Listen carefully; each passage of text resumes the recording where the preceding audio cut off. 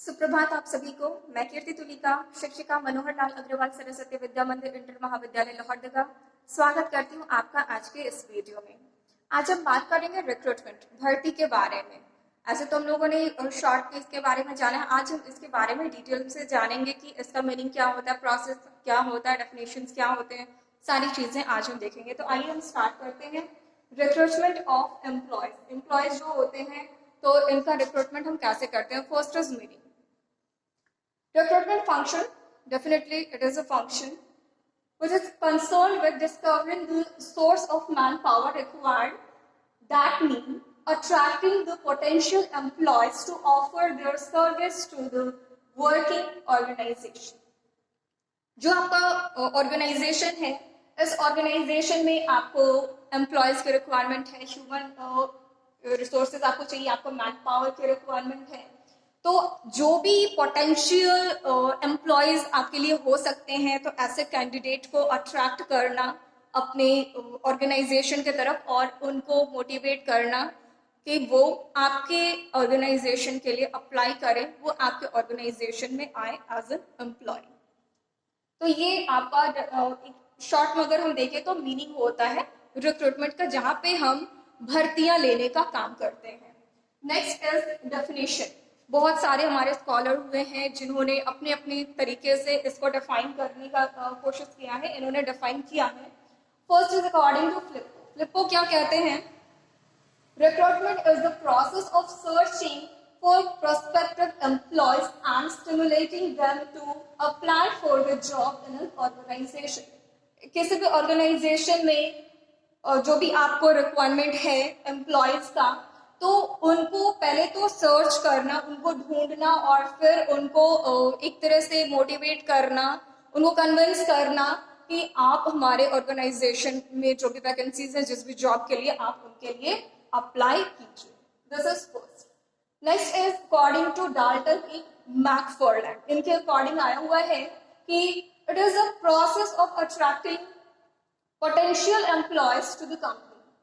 जो भी potential employees है उनको अट्रैक्ट करने का एक तरह से ये प्रोसेस है। This is the definition. ये दो डेफिनेशन हम लोगों ने यहाँ पे देखे। And the third is process of recruitment. अब इसका प्रोसेस क्या होता है? सुनने में बहुत इजी लगता होगा, रिक्रूटमेंट, भर्तियां लेना, एप्लीकेशंस लेना, लेकिन ये एक्चुअली इतना इजी नहीं होता है। ये एक प्रोसेस होता है, तो थोड़ा टाइम टेकिंग भी होता है। सबसे पहले हम यहाँ पे क्या करते हैं? First is identification of sources of man power. आपको जो भी रिक्रूटमेंट लेना है तो इसके दो टाइप के सोर्सेज हो सकते हैं। एक तो इंटरनल सोर्सेज होते हैं और एक एक्सटर्नल होते हैं, जिसके बारे में हम लोग डिटेल में बाद में डिस्कशन करेंगे। और अभी शॉर्ट में इतना देख लें कि इंटरनल क्या होता है, जहाँ पे आपकी जो कंपनी है या फिर आपका जो ऑर्गेनाइजेशन, जिसमें ऑलरेडी जो लोग काम कर रहे हैं, आप उन्हीं को या तो उनका प्रमोशन करके, ट्रांसफर करके या फिर बाकी सारी चीजें करके आप उन्हीं को जो भी वैकेंसीज खाली पड़ी हुई, जो भी जॉब खाली पड़ा हुआ है, वहां पे आप रिक्रूट कर देते हैं। ठीक है, this is internal source. External में क्या होता है कि आपके ऑर्गेनाइजेशन से बाहर के लोगों को आप यहाँ पे कॉल करते हैं उस जॉब के लिए।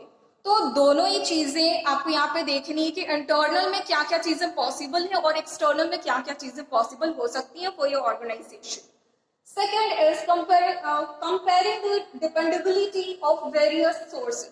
अब ये दो टाइप के सोर्सेज हैं, तो अब आपको अपनी जो भी चीजें डिसाइड की आपको कंपेयर करना है। यहाँ पे कंपेयर करते हैं कि जो इंटरनल सोर्सेज हैं उसमें क्या आपके लिए मेरिट्स और डिमेरिट्स हो सकते हैं, और जो एक्सटर्नल सोर्सेज हैं वो कैसे आपके लिए बेनिफिशियल हो सकता है या फिर नहीं हो सकता है, या फिर बर्डन होगा।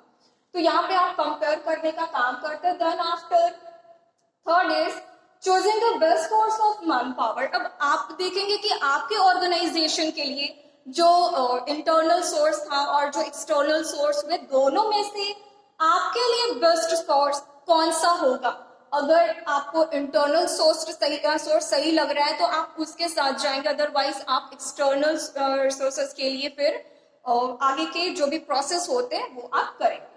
So the last is calling application for vacancies. अब जो भी होगा, आप अगर कोई ऑर्गेनाइजेशन से बाहर के लोग हैं जिनको आप रखना चाहते हैं अपने जॉब पे, तो फिर उसके लिए आप एक एप्लीकेशन फॉर्म रेडी करेंगे और इसको डिफरेंट जो भी मोड्स हो सकते हैं उसके थ्रू आप मार्केट में भेजेंगे, वहां से लोगों को आप एप्लीकेशन के लिए फिर कॉल करेंगे, आप उसके लिए फिर वही होगा सेम प्रोसेस, आप लोगों को बोलेंगे आप आइए और यहाँ पे जो भी वैकेंसीज के लिए फॉर्म निकले हुए हैं, एप्लीकेशंस निकले हुए हैं, आप वहाँ ट्राई कीजिए, आप भरिए। तो इस तरीके से फिर फाइनली क्या होगा, लोगों का जो एप्लीकेशन है वो आपके पास में आना स्टार्ट होगा।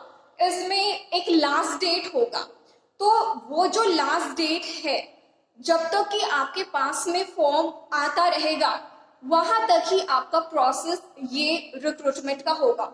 जिस दिन आपका जो एप्लीकेशन फॉर्म है वो आना खत्म हो जाएगा, सेम डे आपका जो रिक्रूटमेंट का प्रोसेस था वो भी एंड कर जाएगा। आई होप कि आपको मीनिंग, डेफिनेशन एंड इसके जो प्रोसेस हैं वो क्लियर हो गए होंगे। तो आज हम लोग इतना ही देखेंगे, नेक्स्ट वीडियो में हम लोग देखेंगे इसके इंटरनल और एक्सटर्नल सोर्सेज जो होते हैं वो क्या क्या होते हैं, कौन कौन सी चीजें होती है, इसको हम डिटेल में जानेंगे। तो आज के लिए इतना ही, धन्यवाद।